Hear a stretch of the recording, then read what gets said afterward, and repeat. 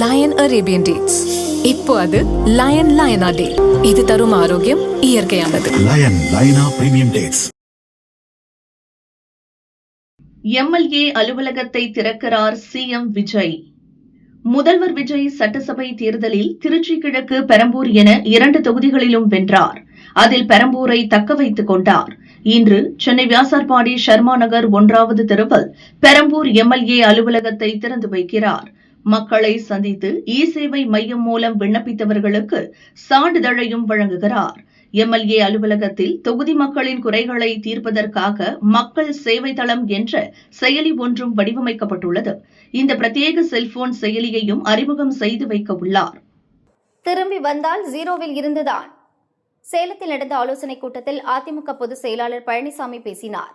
அதிமுகவில் இருந்து தாவேக்காவுக்கு பிரிந்து சென்றவர்கள் அங்கு எப்படி இருக்கிறார்கள் என்பது அனைவருக்கும் தெரியும். என்னை எப்போது வேண்டுமானாலும் வந்து சந்திக்கலாம்.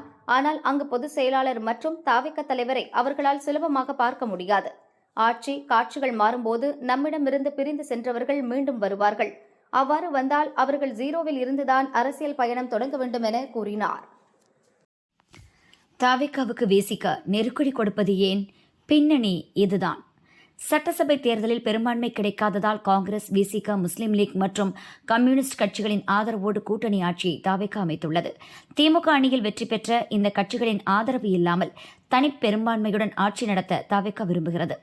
அதிமுக எம்எல்ஏக்கள் 6 பேர் ராஜினாமா செய்து தாவேக்காவில் சேர்ந்ததால் அந்த இடங்களும் முதல்வர் விஜய் வெற்றி பெற்ற திருச்சி கிழக்கு தொகுதியும் காலியாகி 7 தொகுதிகளும் இடைத்தேர்தலை எதிர்நோக்கி உள்ளன. மேலும் சில எம்எல்ஏக்களை இழுத்து இடைத்தேர்தல் தொகுதி எண்ணிக்கையை உயர்த்தும் திட்டமும் தாவேக்காவுக்கு உள்ளது. இந்த சூழலில் திருச்சி கிழக்கு தொகுதியில் போட்டியிட விசிக தலைவர் திருமாவளவனும் மதிமுக துணை பொதுச் செயலர் ரொக்கையாவும் விரும்புகின்றனர். ஆனால் விஜய் வென்ற தொகுதி என்பதால் தாவேக்கா தான் போட்டியிடும் என அக்கட்சி திட்டவட்டமாக தெரிவித்துவிட்டது. இதனால் விசிக, மதிமுக அதிருப்தி அடைந்துள்ளன. இதற்கிடையே சாதிவாரி கணக்கெடுப்பு தொடர்பாக முதல்வர் விஜயை பாமக தலைவர் அன்புமணி சந்தித்தார்.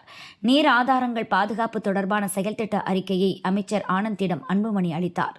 மேலும் வன்னியர் இடஒதுக்கீடு போராட்டத்தில் உயிர்நீத்த 21 பேரின் வாரிசுகளுக்கு அரசு பணி வழங்குமாறு விஜயிடம் அன்புமணி கோரிக்கை வைத்துள்ளார். இதுபோன்ற செயல்பாடுகள் வாயிலாக தாவேக்கா தலைமையுடன் அன்புமணி இணக்கம் காட்டி வருகிறார். ஒருவேளை தாவேக்கா அரசுக்கு 4 எம்எல்ஏக்களை வைத்திருக்கும் பாமக ஆதரவு அளிக்க முன்வந்தால் அன்புமணி மனைவி சௌமியாவுக்கு அமைச்சர் பதவி வழங்குவது குறித்தும் பேசப்பட்டதாக தெரிகிறது. இந்நிலையில் தாவேக்கா கூட்டணியிலும் அரசிலும் பாமக இடம்பெறுவதை திருமாவளவன் விரும்பவில்லை. எனவே தாவேக்காவுக்கு அரசியல் ரீதியாக நெருக்கடி தரும் வகையில் அவர் பேச தொடங்கியுள்ளார். சமீபத்தில் செய்தியாளர்களிடம் பேசிய திருமாவளவன் திமுகவுடன் நட்பு தொடர்கிறது என தாவேக்காவுக்கு மறைமுகமாக எதிர்ப்பு குரல் கொடுத்தார். காஞ்சிபுரத்தில் சில தினங்களுக்கு முன் நடந்த நிகழ்ச்சியில் பேசுகையில் தாவேக்காவுக்கு பாரதிய ஜனதா தான் கொள்கை எதிரி, திமுகவின் எதிரியும் பாரதிய ஜனதா தான். இருவருக்கும் பாரதிய ஜனதா ஒரே எதிரியாக இருக்கும்போது இருவரும் பாரதிய ஜனதாவை எதிர்க்கும் இண்டி கூட்டணியில் இடம்பெற வேண்டும் என பேசி குழப்பத்தை ஏற்படுத்தி நெருக்கடி கொடுத்து வருகிறார். பிரதமர் முதல்வரை சட்டப்படி பதவி நீக்கம் செய்ய மசோதா. இந்தியாவில் தற்போது அமலில் உள்ள மக்கள் பிரதிநிதித்துவ சட்டத்தின்படி எம்பி அல்லது எம்எல்ஏ குறைந்தது 2 ஆண்டுகள் சிறை தண்டனை பெற்றால் மட்டுமே அவர் தனது பதவியை இழப்பார். ஆனால் அவர்கள் கைது செய்யப்பட்டு கோர்ட் காவலில் விசாரணை கைதியாக சிறையில் இருக்கும் காலத்தில் பதவியில் இருக்க சட்டத்தில் எந்த தடையும் இல்லை.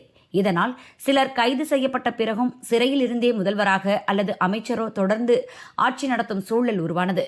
இந்த சட்ட இடைவெளியை மாற்ற மத்திய அரசு புதிய சட்டத்திருத்த மசோதாவை கொண்டு வந்துள்ளது. இதன்படி பிரதமர் அல்லது முதல்வர் 30 நாட்கள் சிறையில் இருந்தால் 31வது நாளில் அவராகவே பதவி விலக வேண்டும். தவறினால் தானாகவே அவரது பதவி பறிபோகும். பிற அமைச்சர்கள் என்றால் பிரதமர் அல்லது முதல்வரின் பரிந்துரையின் பேரில் நீக்கப்படுவார்கள். பரிந்துரை செய்யாவிட்டாலும் 31வது நாளில் தானாகவே பதவி நீக்கம் செய்யப்படுவார்கள். பின்னர் அவர்கள் வழக்கிலிருந்து பிணையில் வெளிவந்தாலோ அல்லது விடுவிக்கப்பட்டாலோ மீண்டும் அமைச்சராக நியமிக்கப்படலாம்.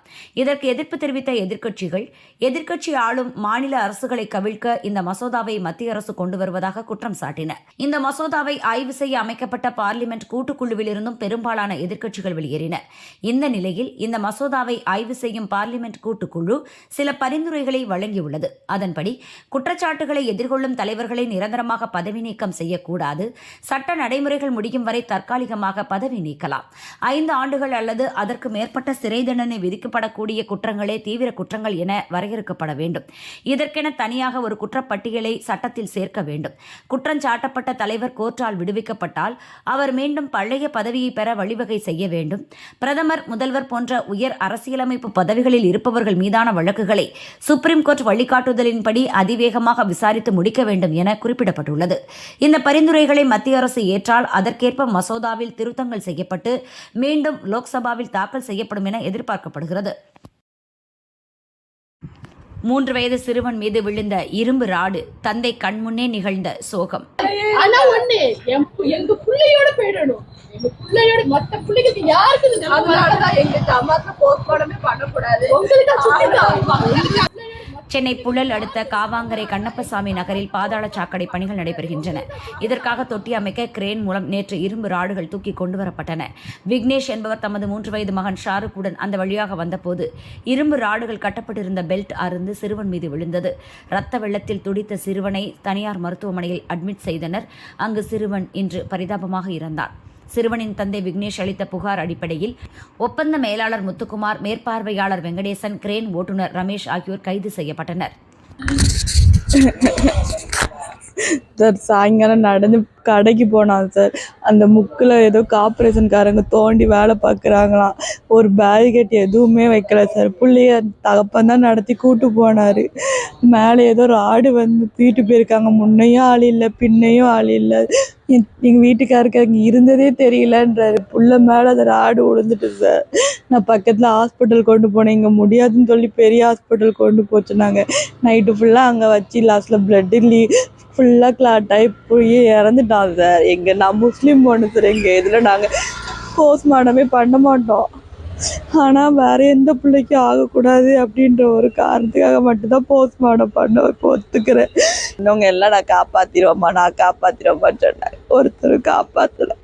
பிள்ளையும் இப்போ வரைக்கும் வரல. போஸ்ட்மார்ட்டம் பண்ண போகிறாங்க. என் பிள்ளை 3 வயசு தான் சார்.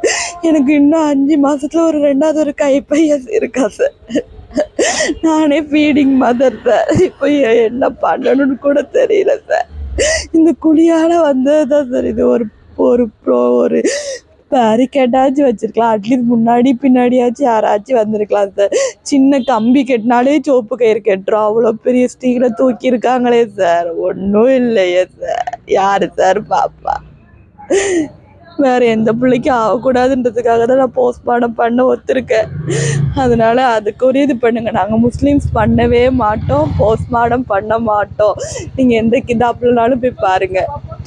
ஆனால் அடுத்த பிள்ளைக்கு எதுவும் ஆகக்கூடாதுன்றதுக்காக மட்டும்தான் நான் போஸ்ட்மார்ட்டம் பண்ண சம்மதிச்சிருக்கேன். என் பையன் அப்படிப்பா, அது என் பையன் உயிரை கொடுத்துருக்கான். 5 மாவட்டங்களில் மழைக்கு வாய்ப்பு. மேற்கு திசை காற்றின் வேக மாறுபாடு காரணமாக மேற்கு தொடர்ச்சி மலை மாவட்டங்களான நீலகிரி, கோவை, தேனி, திண்டுக்கல், தென்காசியில் ஓரிரு இடங்களில் ஜூலை 18 வரை லேசானது முதல் மிதமான மழை பெய்யக்கூடும் என வானிலை ஆய்வு மையம் தெரிவித்துள்ளது. தமிழகம், புதுவை மற்றும் காரைக்கால் பகுதிகளில் பொதுவாக வறண்ட வானிலை நிலவக்கூடும். அவ்வப்போது ஓரிரு இடங்களில் லேசான மழை பெய்யக்கூடும். சென்னையை பொறுத்தவரை இன்று வானம் ஓரளவு மேகமூட்டத்துடன் காணப்படும் என தெரிவிக்கப்பட்டுள்ளது.